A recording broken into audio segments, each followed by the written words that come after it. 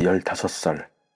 그는 세상을 떠났지만 그가 남긴 단 하나의 웹사이트는 지금도 사람들을 살리고 있습니다.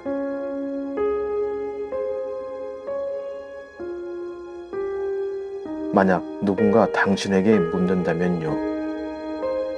당신은 죽기 전에 어떤 유산을 남기고 가고 싶은가요? 돈, 명예, 업적.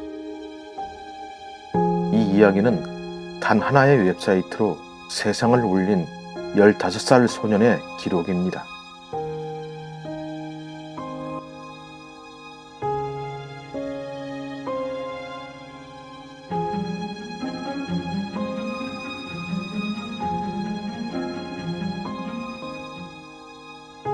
그는 평범했습니다.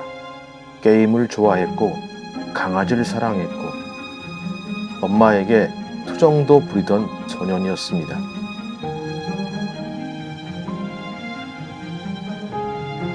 하지만 죽기 전 마지막으로 남긴 작은 결정이 지금도 사람들의 삶을 바꾸고 있습니다.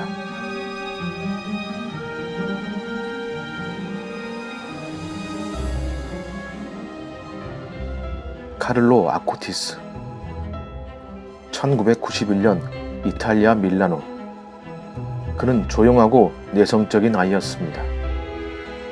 친구들이 힘들 때면 나서서 도와주고 학교에선 누군가 울고 있으면 조용히 옆에 앉아주던 아이. 그런 그가 빠져든 건 컴퓨터였습니다. 처음엔 단순한 호기심이었지만 곧 스스로 코딩과 디자인을 익혀 어른도 만들기 힘든 웹사이트를 독학으로 구축하기 시작했습니다. 그에게 컴퓨터는 기술이 아니라 전달 수단이었습니다. 그가 알고 싶어 했던 건 세상을 따뜻하게 하는 이야기들이었으니까요. 카를로의 컴퓨터는 5번이나 불이 났어요.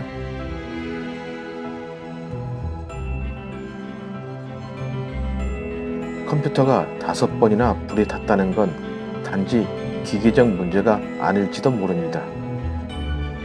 그가 다가가려 했던 진실이 누군가에겐 두려운 일이었을 테니까요. 13살. 이유를 알 수 없는 통증이 찾아왔고 결국 그는 백혈병이라는 진단을 받았습니다. 한창 친구들과 뛰어놀아야 할 시간, 그는 명상에 갇혔습니다. 다른 아이들이 왜 나야? 를 되뇌일 때 그는 이렇게 썼습니다. 내 고통이 누군가에게 위로가 된다면 그걸로 충분해요. 그는 선택합니다. 자신의 남은 시간 동안 누군가에게 도움이 될 이야기를 세상에 남기기로. 그리고 병상에서 노트북을 열었습니다.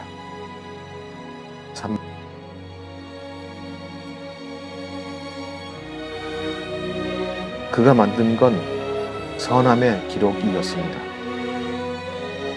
고통 속에서 희망을 만든 사람들의 이야기, 절망 속에서 다시 일어선 사람들, 그 이야기를 모아 그는 한 편의 웹사이트로 완성합니다.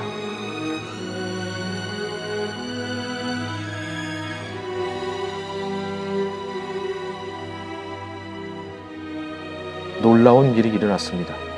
이 사이트는 이후 17개 언어로 번역됐고 전 세계 30여 국가 수천 개의 지역 교회와 학교 그리고 단체에서도 전시되기 시작했습니다.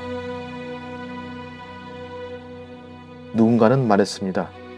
카를로의 웹사이트를 보고 나서 다시 살아보고 싶어졌다고.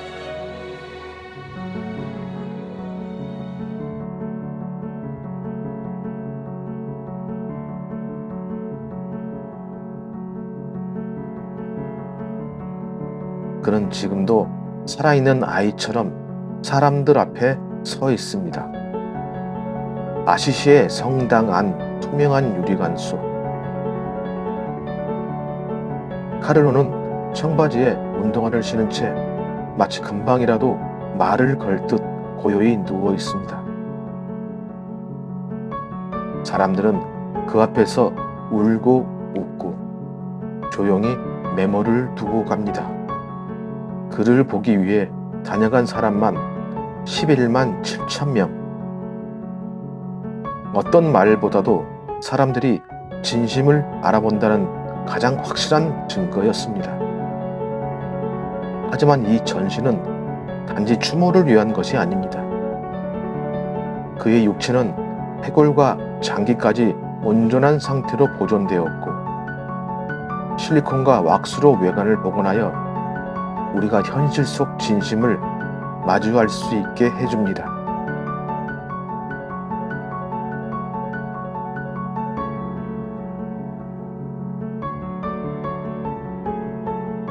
카를로는 다른 사람들의 빛이었어요. 신을 믿지 않는 사람에게도 용기를 주었죠.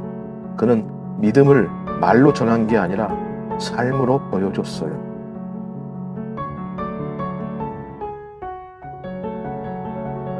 카를로는 말이 아니라 삶으로 자신의 믿음을 증명했습니다.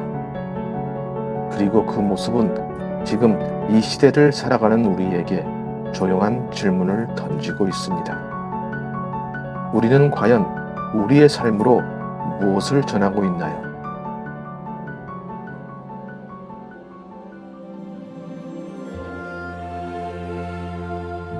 (2020년) 교황청은 그를 복자로 선언했고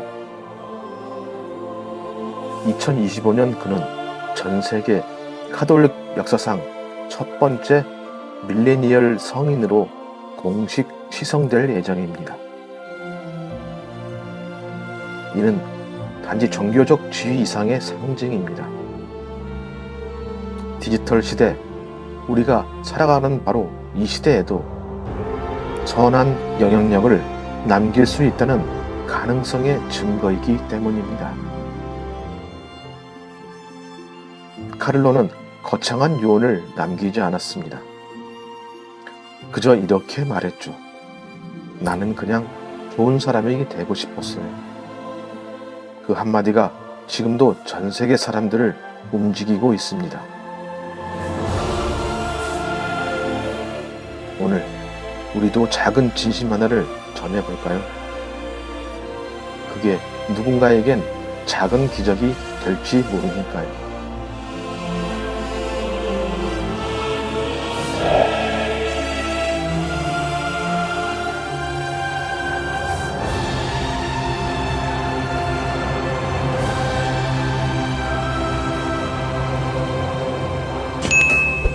지금까지 파인딩 스타였습니다.